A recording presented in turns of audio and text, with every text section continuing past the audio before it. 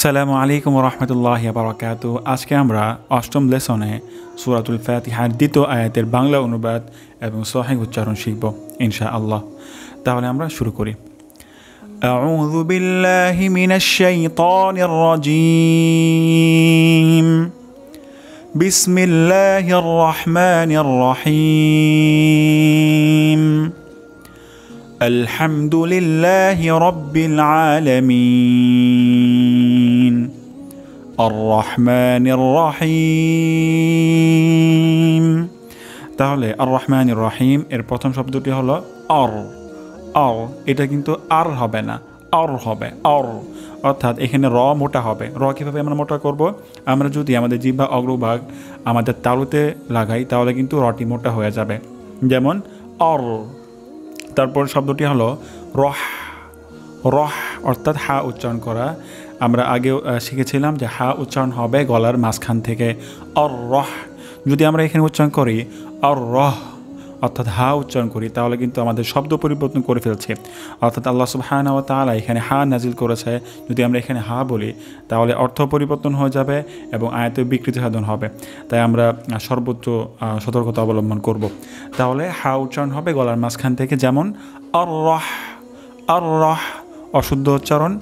আর রহ, আর রহ এটি অশুদ্ধ, তাহলে উচ্চারণ করতে হবে আর রহ। তারপর শব্দটি হলো মা, এক আলিফ পরিমাণ টান হবে, খুব সহজ। আর রহমানির র, নির র, এখানেও র এসেছে, তাহলে আমাদের রটি মোটা করতে হবে। নির র, নির র, নির র। আর রহমানির র, আর রহমানির রহিম। হিম এই শব্দটুকু যেহেতু হা এসেছে এখানে আমাদের গলার মাঝখান থেকে উচ্চারণ করতে হবে হিম, অন্যথায় কিন্তু আমাদের হিম হয়ে যাবে। যেমন আর রহমানির রহিম, যদি হিম বলি তাহলে কিন্তু এটা ছোট হা হয়ে যাবে।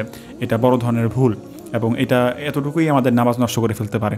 তাই আমরা সর্বোচ্চ চেষ্টা করব। আল্লাহ সুবহানাহু ওয়া তাআলা আমাদের চেষ্টাটুকু কবুল করবেন। যদি আমরা চেষ্টা না করি তাহলে অবশ্যই আমাদেরকে আল্লাহ সুবহানাহু ওয়া তাআলার কাছে জবাবদিহিতা করতে হবে।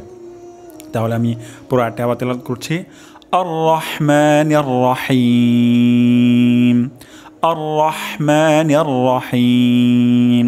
অর্থাৎ প্রথমে আর র, আর মোটা হবে, হা গলার মাঝখান থেকে উচ্চারণ হবে আর রহ মা নির র, নির র এখানে র মোটা হবে। হিম এখানে হিম গলার মাঝখান থেকে হবে এবং হিম 3 আলিফ পরিমাণ টান হবে, অর্থাৎ টান দিতে হবে।